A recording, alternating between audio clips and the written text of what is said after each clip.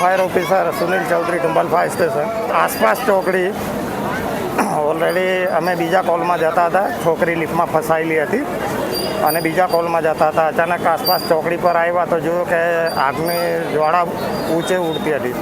અમને ચોક્કસ કારણ તો ખ્યાલ નહીં હતો, પણ ટ્રાન્સફોર્મર બાજુમાં હતું તો કે ટ્રાન્સફોર્મરમાં આગ લાગી છે. હવે આજુબાજુ દુકાનો હતી, પબ્લિક ઘણું હતું.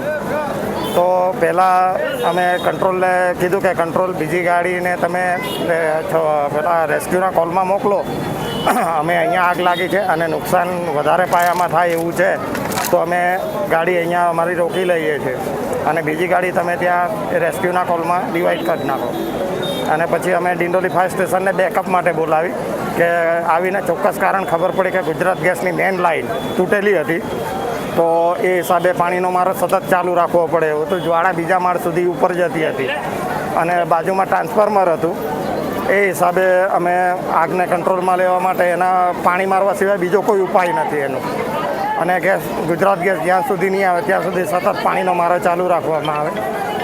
એ હતું મેઇન રીઝન.